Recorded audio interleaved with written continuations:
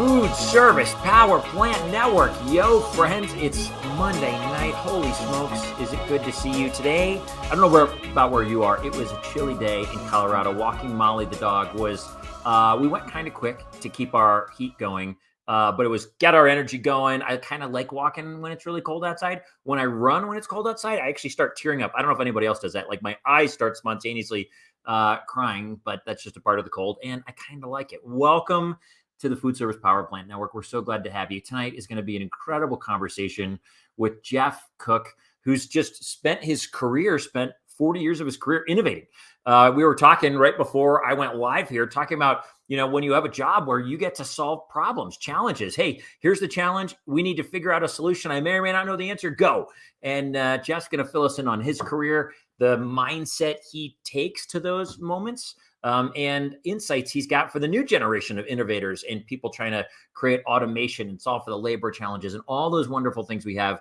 It's going to be amazing conversation. Okay, a couple things, notes for you. Number one, if you've got a comment, just like this duck does, the StreamYard duck, you are welcome to leave a comment for Jeff and I. If you've got a question, you are more than welcome to ask Jeff a question. We'll do our best to address all of them as they come up.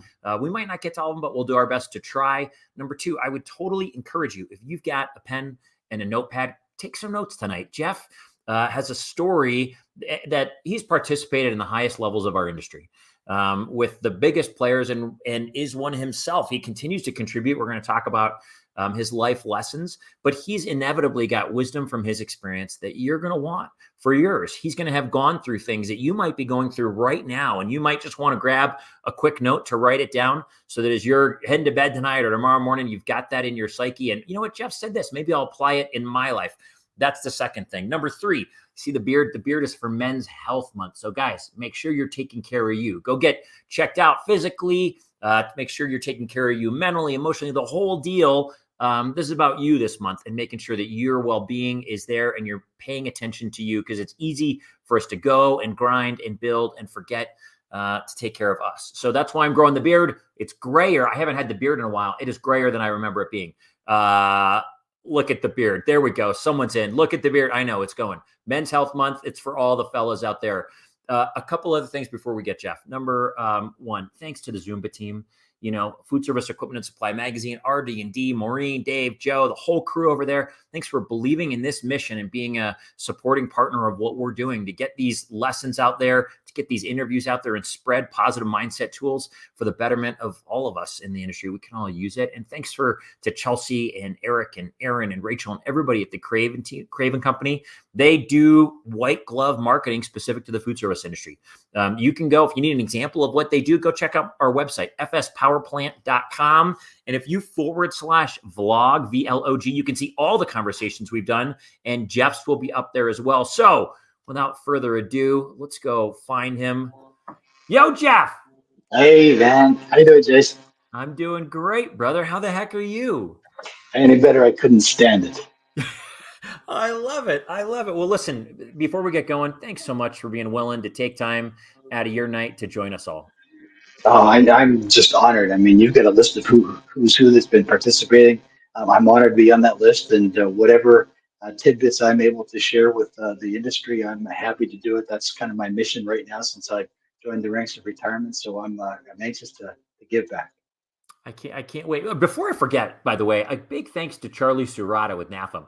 Charlie reached out to me about, I don't know, a month or two ago and said, hey, here's a guy you should have on. Jeff, you and I hadn't worked together in our careers, but Charlie said he's doing great things. So Charlie, fist bump to you. Thank you for the recommendation to Jeff. Jeff, you had an amazing career in food service on the manufacturer side, on the national account chain side. Can you innovating, doing new things, helping brands grow? Can you give us a summary of your career journey?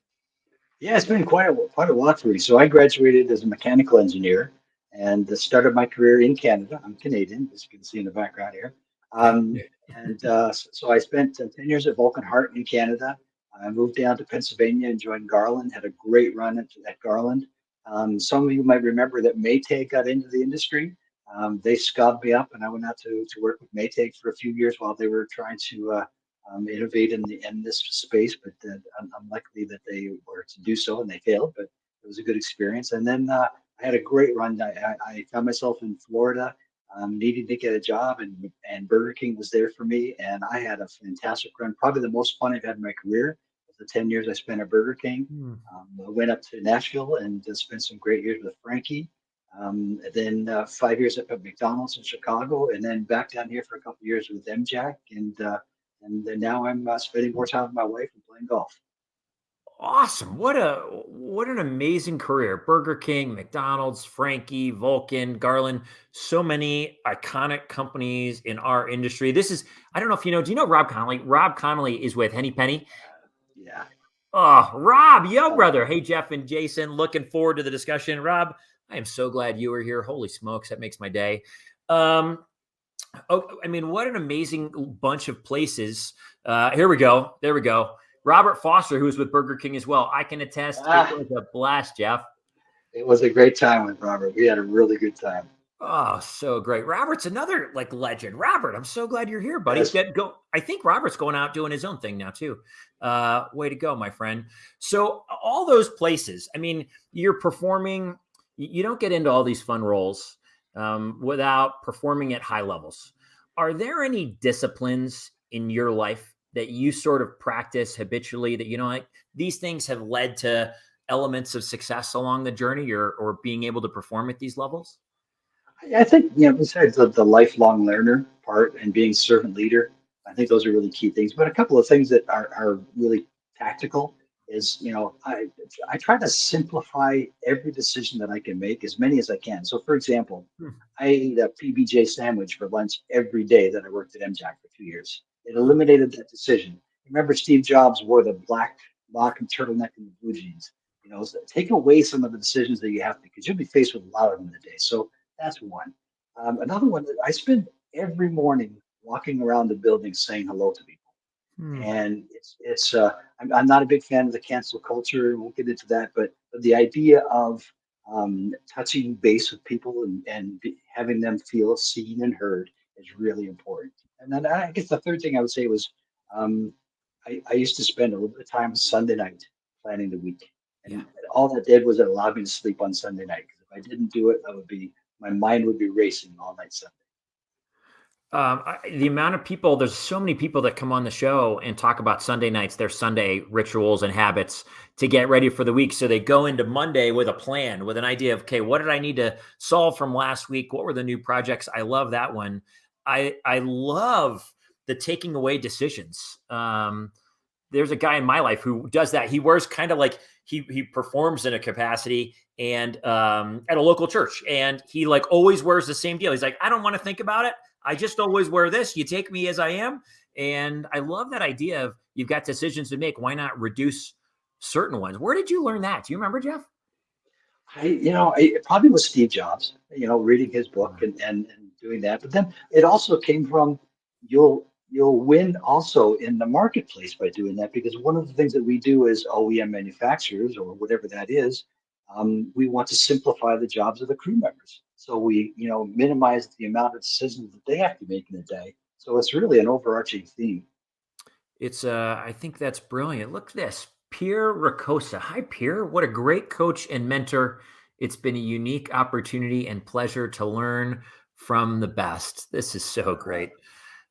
Dan Nelson. Hey, Dan, loving the seen and heard comment. Walking around the building. Awesome.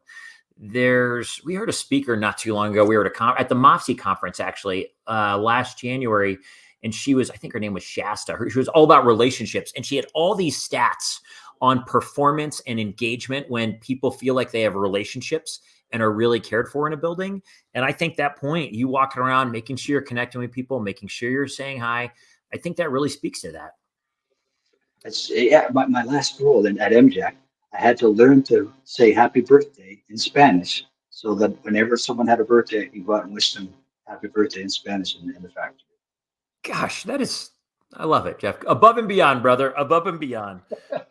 Okay, you love when we talked last week, you talked about loving wild innovation, crazy innovation. Where where do you see automation going right now? You know, like you were developing, we're going to talk technology, innovation, and automation.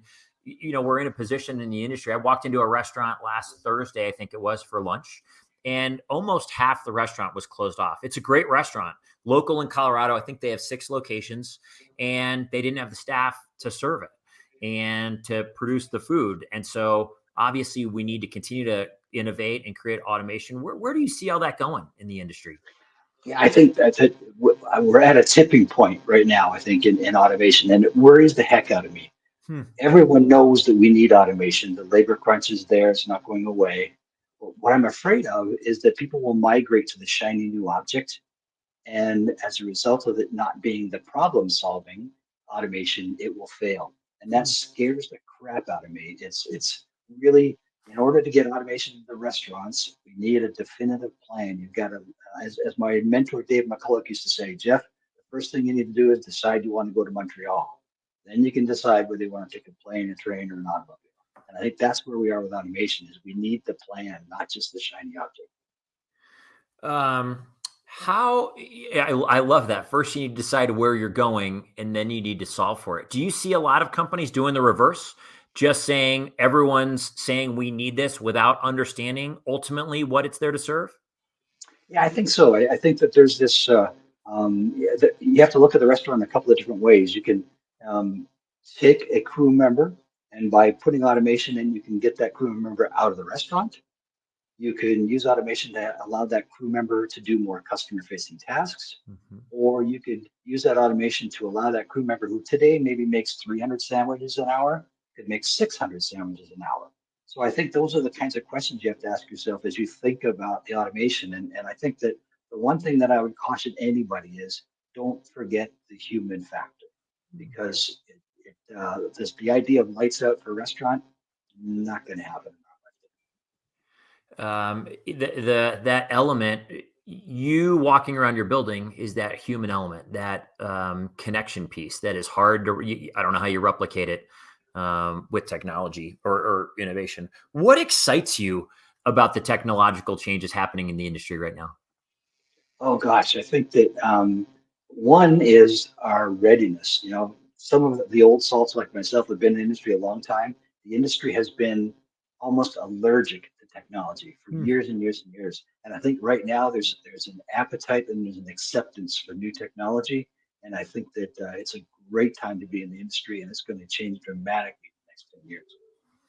I think you're right. I think there's so much energy moving toward it. Our buddy Robert, all too often, automation makes it easier for management and corporate, but it fails to simplify things for the person who has to contend with the automation. That's very true. That's very true. And that whole this whole idea of cobot and productivity gains or quality gains are some of the big overriding factors. It's not just about getting labor out of the restaurant. I think when we first had a conversation, I remember I told you about the story of back in my Maytag days. We contracted the Rhode Island School of Design, and their job was I had them in the room, and I said, you're going to go into this restaurant, and you're going to map out the crew members' paths through the restaurant and see where we can eliminate some of that. And they asked the question, well, why are you doing that? And I said, well, we want to get labor out of the restaurant because turnover is 240%. The cost of training new employees is really great, and it's a very difficult time. And this young lady in the back of the room raised her hand and said, well, what if we just made it a better place to work? And that has stuck with me now for 30 years. And Yeah. this is where automation fits in, I think. Wow. Just make it a that's a great call. I think about that a lot in terms of people coming back when we came back from COVID, why we're not seeing the gains at times that other industries are, why we are some ways lagging behind. And I think that's another opportunity for all of us to, like you said, make it a place that people want to come and people want to work, and automation can help with that. Yeah, I think I want to give credit where credit's due. I'm not sure whether it was Thomas Grody or Peter Cryan that said it, but um, dirty, dull, and dangerous tasks are key candidates for automation. I really like that a lot. Dirty, dull, and dangerous. I love that. That's great. I had a manufacturer one time. We were at a manufacturer plant touring, And he was always looking for ways to create efficiencies, whether via automation or make things simpler, et cetera. And he opened it up to his entire team, all the people on the work floor, everyone. He said, we are looking for this. We want to be smarter, faster, better. We want it to be a better place to work. And he goes, for every efficiency you find, here's my promise to you. I will never let a single person go. My goal isn't to replace you as an employee, as a colleague in this job. We will find new things for you to do. We'll find other ways to grow or expand with the people we have in this building. And so that created a really safe place for everyone to be on board to sort of innovate a little bit, or in that moment where they were noticing it was hard to do something, say, I wonder if I could do this, because they weren't at risk of losing a job. Yes. Yeah, it's amazing when you create that culture and that safe haven for failure. It's really amazing. Safe haven for failure. I love it. Jeff, why are you so passionate about this? What is it about innovating that really lit a fire in you? And when did that happen? That's a good question. I've always been, I'm an engineer at heart, so I've always been the guy that took things apart as a kid. Okay. And but I was never a good guy at putting things back together again because my wife would attest to this. Is she'll ask me to do something, and instead of just fixing that, I want to reinvent it. It's always been in my nature to do that. And when you get into, when you become bigger and have access to greater toys, it becomes a bigger and greater toy kind of thing. But I think that the other part too is that when I was with McDonald's or I was with Burger King and I went into our restaurants, it reminded me why I went to college. That is the toughest job on earth, working in Hmm. the back of the restaurants. Yeah, that's a good call. It gives you a reason. I would agree. It is a tough job. Um, you told me at one of your innovating stories about an oatmeal challenge. I think it was maybe McDonald's that had an oatmeal challenge. Or can you tell us that story? Because when you started telling me, it was fascinating. Yes, it was. So I was with Frankie at the time, Okay. and we were looking at ways. McDonald's is a great customer of Frankie, and we were looking at ways to prove to them that or show them that we were ready for the next level. And we had been really lucky in driving a culture of innovation at Frankie so that there was a big appetite for us to be able to prove that we could do more to our customers. And so we took the challenge out there and credit where credit is due. Again, the engineering team in Poland did a lot of the heavy lifting, but we went from challenge day to delivering a prototype in 10 days. And McDonald's loved it. Unfortunately, for them, they weren't selling enough oatmeal to warrant a dedicated piece of equipment. But the message that it sent and the deepening of the relationship that resulted from that was something that was pretty cool. And then, of course, we put that into our Hall of Fail because it didn't go anywhere, which got accolades and criticism at the same time. Tell me about this Hall of Fail. I love it when you talk about this. So I'm pretty big on. I mean, Winston Churchill defined success as stumbling from failure to failure without losing enthusiasm, Yeah. and I think that that's been me my whole life. And I was lucky enough. I spoke at NAFM probably 10 years ago now and talked about failing fast. And I think that for me, there's you know, the finance guy at Maytag said in my early days at Maytag, Jeff, there's nothing you can do that will impact the Maytag stock price. So go ahead and do what you want to do. And I think that there's so much out there and there's so much available to us that we could truly make the lives of our crew members a lot easier. Wow. Was there, so many people, I think they're terrified of failure. And it's what holds them back is this idea of, and I think it's failure that's associated with shame, that I'm less than or I've hurt others or whatever. When did you learn not to be afraid of failure? Probably around the pig salt shaker, Jason. Okay. I love the story. Tell us how Burger King ended up with pink salt, Jeff. You got to Uh, tell us the story. So this is a classic that has been told many, many times and in very different versions. But so I was sitting in my cubicle at Burger King one day, and a very good friend of mine and a great operations person, Rich Goodman, came up to me and he was really frustrated. He said, "Jeff, I need something that will make it so that when I go into a restaurant, I can tell that the restaurant is using the right salt shaker. I see salt shakers from Bed Bath and Beyond and Williams Sonoma and Sam's Club, and it's not, I know it's not dispensing the right amount of salt. He says, can you do anything? And I said, well, I can make it pink. And it just happened that Robert lived this. It just happened that our partners had this salt shaker that was fuchsia in color. So we jumped on it and we ordered 16,000 of them. We sent them out to the restaurant very quickly. Volrath did a fantastic job of responding to our needs. And I'm sitting by my poolside and I get a call from Jay Amorosa, a franchisee friend of mine. And on a Sunday afternoon, he says, Jeff, my salt is pink. Oh my God, what happened? And what happened was we drove the manufacturer so hard to meet our dates that the salt shakers didn't spend enough time in the anodizing bath. Hmm. So it leached out. And the interesting part of the story was another operations person in our group asked me a question about, well, did you test that salt shaker in the restaurant? And I said, yeah, well, we tested the aluminum one, the silver one, and it's just an anodizing process. You know, it's a slam dunk. And so it became forever known then afterwards that there's no such thing as a slam dunk, and that's kind of where Volrite did a great job. They responded, they sent out replacement shakers, and everything was great. But Rich Goodman, God bless him, he actually kept one of those salt shakers for his career as a message of attention to details. Oh, amazing. Paying attention to those details. Here's a question that this is from our buddy Charlie. That kind of rolls into this. Was there ever a situation where an idea just crashed and burned? Maybe it's that. Maybe it's another one, Jeff. I don't know. What did you learn from that experience, and how did it change your approach the next time around? Charlie, great question. Yeah, it's a great question. And, oftentimes I would say that it may not change your perspective the next time around. Failure is a part of life, and you go on with it. I think that, and I've had some spectacular ones. My mentors have had some spectacular ones. Some of you listening might remember my great mentor, Jerry Sank. He was with Vulcan Hart, Huh. had the Frycat Fryer, which was a total disaster. And Jerry is still was an icon in the industry. God bless him. And so I've had those as well. I mean, some of you might remember at Burger King, I was driving. I had a 1 hour commute when I worked at Burger King, and I was driving down there. And I'm talking on the cell phone that I spent $1 on.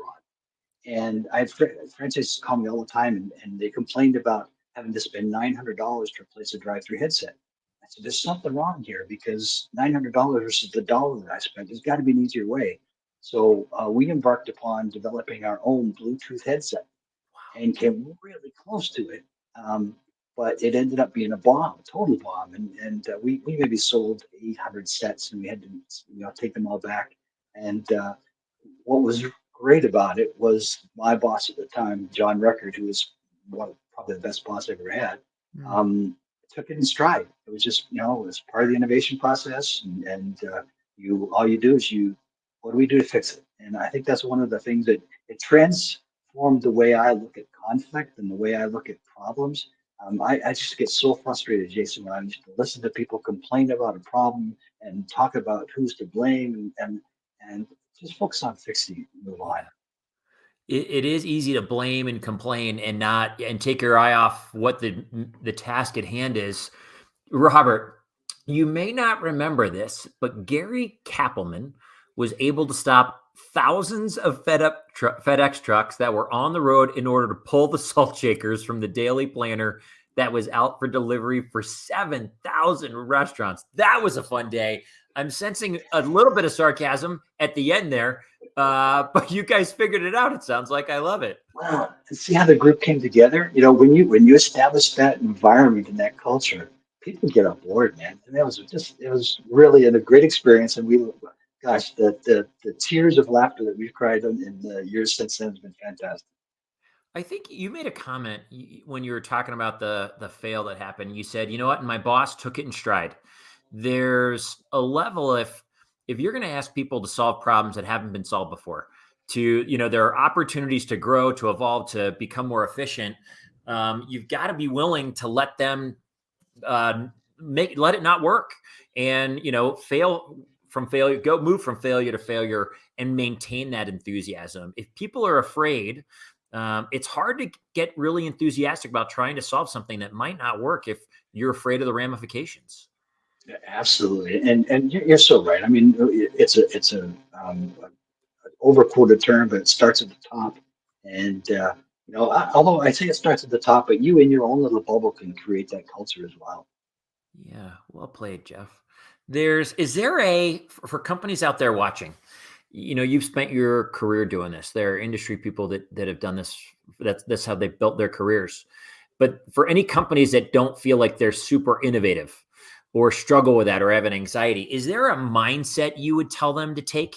Like a mindset that you found really spurned that on? And then the part two is, and is there like a book to read that you would encourage them in? Yeah, yes, actually. So many years ago, back in my BK days, we owned a tanning salon, my wife and I, and we were at a convention, and Ram Sharma was the keynote speaker, Okay. and he pulled out an overhead projector and one single piece of plastic acetate, and on that he wrote, "To be successful, find someone's pain and fix it." And that hit a chord with me. So it was just brilliant the way he said that. And I mean, too many times in our industry, and forgive me for saying, for those of you that are listening that might be part of that, but too many times in our industry over the years, companies that have developed technology put it in a box and then go and try to sell it and find a problem for it, as opposed to looking at the problem and using technology to fix that problem. So I think in order to do that, you've got to one it starts with voice of the customer for sure. Voice of the customer is the biggest thing, and second, it has to be part of the company culture, which starts at the top. And I think, Jason, for me, there's probably three books that are the only books that I've read more than once, and one of those books would be Fad Free Management by Richard Hammermish, which is all about get real and get going. Huh. Getting Naked by Patrick Lencioni. My McDonald's friends will laugh at that because I use that a lot, which is about being open and honest. And the other one will be The One Thing by Gary Keller, which is about priorities. And then there's a children's book that everyone should read. It's by Shel Silverstein and it's called The Missing Piece Meets the Big O. And that book will change your life. Wow. Okay, I'm writing it down. The missing piece meets the big O. Right. What is it about that book, Jeff?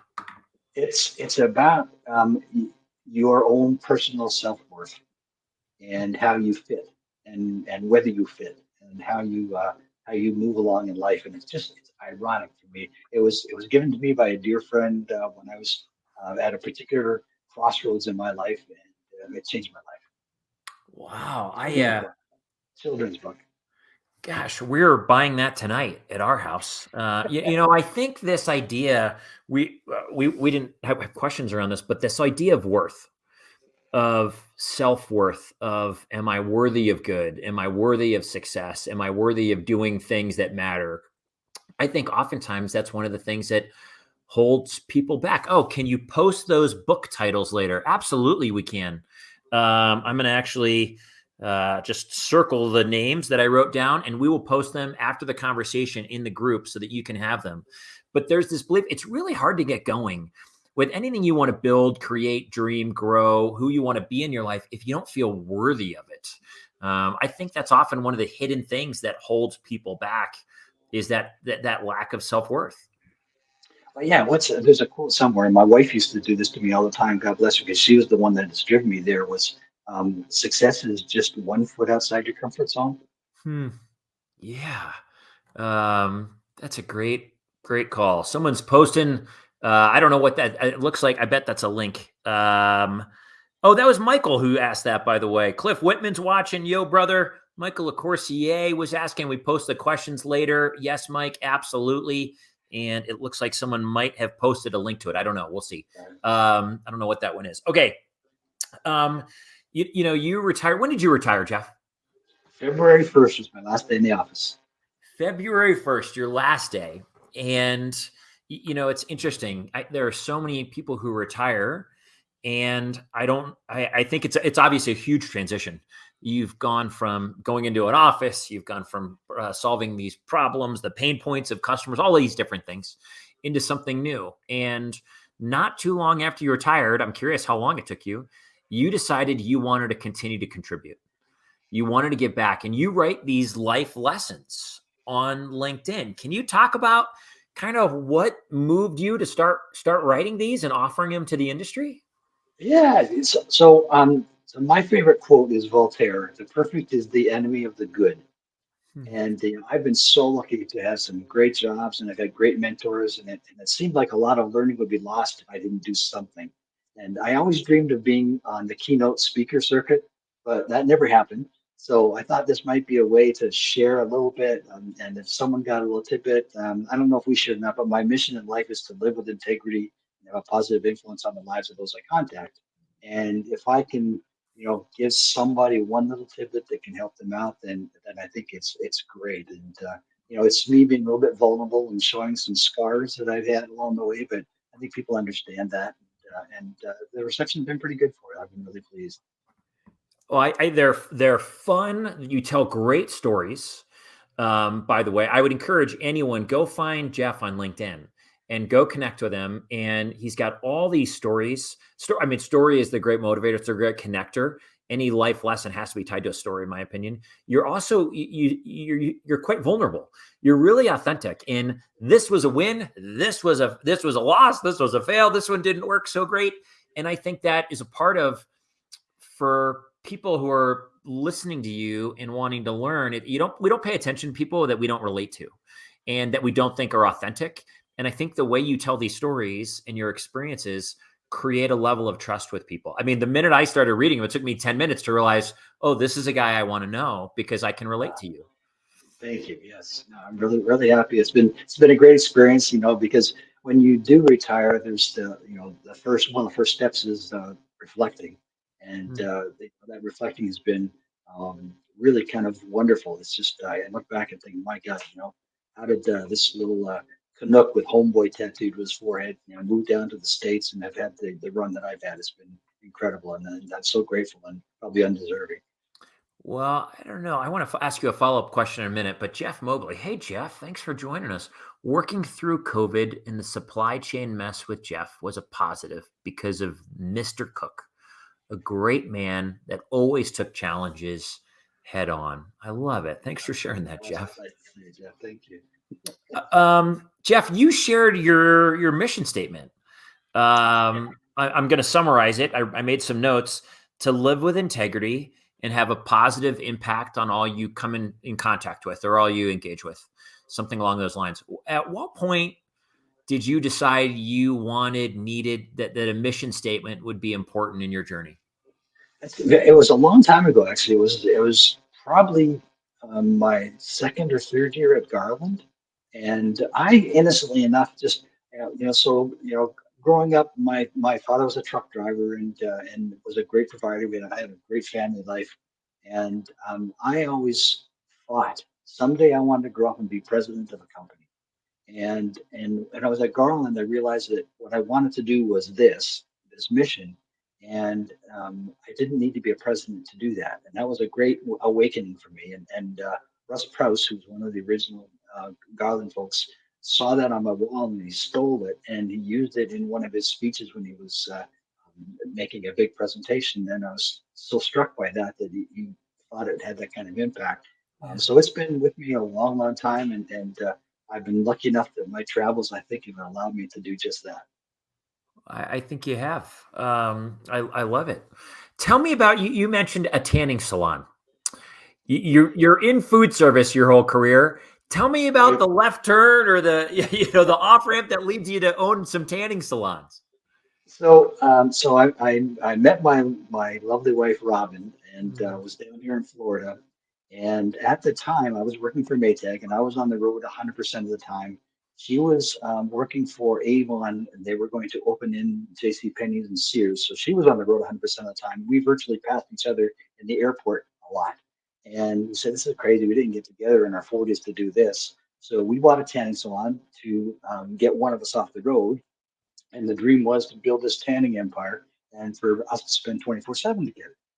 And it was an interesting experience. I think for anybody that's thinking about it, business ownership is never what you dream it would be. You spend about 10% of your time doing the things you love and the reason you went into the business, and 90% of the time with employee issues, conflict, plumbing, and paperwork and landlord stuff. And so while it was a great experience, it did get Robin off the road. It was an experience that I think you either have it or you don't have it. And is to go into business for yourself. It is a different experience, and there are benefits, there are fun pros, there's a whole different level of engagement, and there are challenges. You're right. There's a whole lot of everything when you own a business, but it is different than I thought it would be when I owned a business as well. Right. What's was there in your journey? We all you said earlier, find someone's pain and fix it. It's the pain that creates the opportunity for growth, for innovation. And same is true in our journeys. Was there for you a challenge in your own experience that you had to get through, fight through, overcome that really taught you, kind of what you were made of, who you were? Oh gosh, there's been a number of steps on there. I mean, I go back to the Maytag days. I turned 40, got fired, got divorced all in 1 year, and um, luckily I met the love of my life. I won the lottery when Robin and I got together. But I think one of the things that really happened is in 2017, my wife Robin, she had cancer, and she had 2 months of radiation every day and chemo twice a week. And she'd already beaten breast cancer and melanoma, and to see her fight through this, it was so painful, but it was also so inspiring at the same time. It taught me what's important in life, but it also taught me how to be a good partner and a better person. And I think so. While it wasn't my personal issue, to witness that with Robin and go through that with her and see the person that she was and the strength that she had was just, it was incredible for me, and very humbling. And I hope it made me a better person. Wow, Jeff. I'm sure. I'm sure you're an amazing companion to Robin through that experience, and kudos to both of you for getting through it together, and all that you're doing. I love it. Thanks for sharing that. Great. On the opposite end of that, finish this sentence. I am happiest when. I am happiest when hmm, I'm happiest when my wife and I are sitting on our back porch after reading about someone's success that perhaps we had a small part to play in. Wow. What is it that moves you so much? That's growing up, I playing baseball. I always migrated to end up leading the team. I coached college volleyball in Canada, and uh, I was lucky enough to see the just the change in people, by being what you're doing with this positivity and being a positive influence to some people. There's not, I don't know if there's a better feeling than that. Maybe an eagle on a golf course, I don't know, but certainly seeing people win is probably the greatest joy one can ask for. I love it. I have a feeling that I know maybe the answer to this next question. Um, how do you define success, Jeff? Well, I think certainly we each should have our own definition of success. Yeah. But for me, if someone has said to you that they are better for you being in their lives, then you've succeeded. Hmm. I love it. I think that's a great way to look at the world. It seems to be a theme in your journey is having a positive impact. Goes back to your mission statement that you created with Garland. And it seems that you have just continued to live that out as that is a pillar of your happiest moments on your back porch with Robin, celebrating wins of others. Um, as you define success. Here's a question from someone. Oh, this is our buddy Mike. Mike up in Michigan. Just curious. The States is home now, but where was home in Canada? Right. So I grew up in a little town called Barrie, Ontario, about an hour north of Toronto. And so I have two sisters, one brother. So we were a family of six, and I was a true homeboy. I was um, president of the baseball league. I coached the college volleyball team. We went to my mom and dad's place every Sunday night for dinner. And so when I told the family that I was leaving to move to the States, it was beyond a shock. And but October 22nd, 1988, I threw a suitcase in my Toyota MR2 and crossed the border saying I was coming down on vacation, and the rest is history. The vacations lasted about 35 years or whatever it's been since 1988. Right. Good for you. I'm glad you did it. Jeff, I want to encourage you in that your mission statement and your goals, I would tell you based on the feedback from others, are what you hope to live is what you have. And I hope, so often we don't get to hear the ways that we do get to really impact others. And so let's pretend for a teeny moment that you're on your back porch with Robin and you've got a drink and you're celebrating others. And I want you to know that others are celebrating you. So I reached out to a few friends who are your friends. Actually, our buddy Charlie helped me Yeah. out a little bit. One of my friends, one of our mutual friends, Dave Brewer, helped me out a little bit here. Right. And Right. we found a few colleagues of yours who wanted to say thank you and give you what we call encouraging words on the difference you've made in their lives. The first, actually, I'll tell you this too. One of the things I enjoy most about this part of the show is when the guest mentions someone or something comes up about another person. And today on LinkedIn, you were talking about Jerry Suss Yes. and the difference he made in your career and life. And the first one is from Jerry Suss with Strategic Restaurant Connections. Jeff Cook is a true industry standard. From the beginning, Jeff was destined to be a leader, driving innovations resulting in key industry contributions. That's just a small piece of what Jeff has brought to the industry. His enthusiasm and leadership have been key in developing people who are key contributors and leaders today, people who will continue to grow into the next generation of industry leaders. Most of all, Jeff has been a friend to so many people that he's worked with over the years. Congratulations to a leader and a friend to the people in this industry and the great industry itself. Oh my gosh, that's you made me cry. I might too. We'll go there together. It's okay. These always make me emotional as well. That's incredible. Wow. Thank you, Jerry. Pretty cool. Next is from our friend Charlie Serrata with NAFM. As an engineer, Jeff Cook's job, in simple terms, was to figure things out. Faced with unique, challenging questions, Jeff answered the bell time and time again, thoughtfully and humbly, like it was a second nature. In his personal life, Jeff has it all figured out too. It's clear that he treasures his wife, Robin, and they make an unbeatable team thanks to their shared passions, persistence, and their great senses of humor. There's nothing they can't handle together, and they've proven it time and time again. The industry is blessed with so many beautiful souls who make an impact and show us how to enjoy life. Jeff Cook truly has got it all figured out. Jeff, thank you for being you. Oh my gosh, Jerry. Thank you so much. Wow. Charlie, great words. I always love reading Charlie's words, man. It's like Charlie's just such a great journalist and writer. It's beautiful, Charlie. Our friend Dave Brewer from Middleby, who I think is retiring sometime in the near future, maybe April or something, I think. Right. Right. Jeff Cook has been for years one of the best in the business. He's a man of high integrity. He loves to help others, and he's an incredible problem solver. I even tried to hire him at Yum once upon a time. And I feel lucky that we've been fortunate to grow in the industry together. Oh, that's great, Dave. Thank you. Thank you. Lastly, we have this was a fun one. Jose Seal from Restaurant Brands International. Of course, Burger No King. way. They own Burger King. Yeah, thanks to our friend for connecting us. Here's what Jose said about you, Jeff. I met Jeff years ago working at Burger King. He was a senior leader in the Burger King equipment R&D team, and I was the junior staff attorney assigned to support Jeff and his team.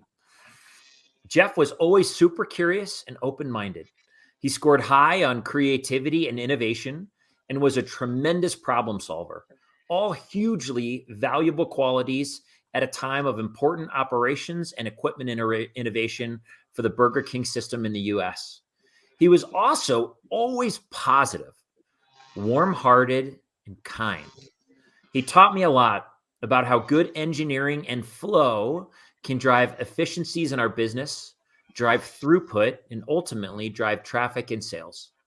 Jeff had a big impact on me in my early days at Burger King and later as I transitioned from lawyer to operator and eventually to leader. And for that, I will always be grateful to Jeff. Oh my gosh, that's unbelievable. That's awesome. Thank you, Jose. That's whew, jeez. Yeah. Jeff, you know what? I'm trying to think. I don't know if I have a mission statement. And as I look at your life and as I read these testimonies, these encouraging words from the people you've so profoundly impacted, I think the importance of a mission statement rings so true. You decided what you wanted to be, live with integrity, and have a positive impact on others. And every bit of those encouraging words and everything you've said today demonstrates you followed that path. So thanks for taking the time to do that in your own life and for living it, my friend. We're really grateful. Oh gosh, this has been an incredible experience. I had no idea it would end up with something that comes back around like that, but I'm humbled. There's been, there are fantastic people in this industry. And I met with some really junior people that are just starting in the industry now, and I can't wait to sit down with them and tell them about the great experience they're going to get in their life. Because as we all know, once you get in, you can't get out. You don't It's get a out. fantastic industry, fantastic industry with fantastic people. I agree. And for all those getting in, that's the true gift. You get to do hopefully something you love, find something you love. For Jeff, it was innovate and solve for customers' pain points and all of these wonderful things and make a meaningful impact on others and build relationships. And that's what we get to do. It truly is the greatest gift of our industry. And what makes food service really unique? So many industry friends I have that came from other places that started somewhere else in a different industry who ended up in food service have said it really is special. The essence of what we do when we break bread, when anyone goes out to eat and share a meal, really that is amplified and it extends to various levels of what we do in our day-to-day work, whether we're eating or not. There really is a genuine care and desire to connect with one another. For me tonight, for anyone watching, I think knowing who you want to be and the impact you want to make is profound. Jeff said at the beginning, I think it was, you decide first you want to go to Montreal and then you figure out how to get there. Who do you want to be? I think it always starts, in our food service power plant framework, it starts with a chef first before they can create the meal of their dreams has to decide what they want to make. And same is true of you. If you're 21 and you just dove into the industry, or you're 41, or I'm 44, wherever you're at, you're never too old to decide, I'm going to decide now what I want to be, the impact I want to make. I would encourage you to take an hour, go to a coffee shop and tip really well, and maybe write, what is a mission statement for you? What difference do you want to make? What matters? What makes you come alive? Jeff did it. He lived a career on it. And the ripple effects of his experience and journey are profound and still moving and still affecting others today. So let me encourage you in that. A couple other closing points. Listen, if you're going through a tough time, Jeff shared tough things in their life, right? We all have tough moments where we struggle through things and we figure out, we wonder, how am I going to get through this? There was a job loss at one time. There was his wife's challenging health issues, things in my life that we went through, my mental health in my 20s. If you're struggling, it's okay. Of course you are. Your job is to keep moving. If you need to reach out to all these beautiful people we call industry friends in food service, reach out to someone that you've built trust with, that you've connected with. You can reach out to me, Jeff, whoever it is. We're here to support you. We believe in you. And if you're in a challenging time, this isn't the end of your road. Keep moving. A couple thoughts here. Great conversation, guys. Thanks for sharing, Jeff. Love it. Pierre, great comments and testament to the meaningful impact you've created in the industry. Gracias, amigo Jeff. I love it. There's some celebrating going on. Bullseye, right on target. Food Service Power Plant Network, thanks for joining us. Another great conversation with an industry leader. Have a great, great night. Thank you again. Jeff, thanks again, my friend. Jason, thank you for what you're doing, man. This is really important stuff. You got it, brother. We'll keep going. We'll do it together.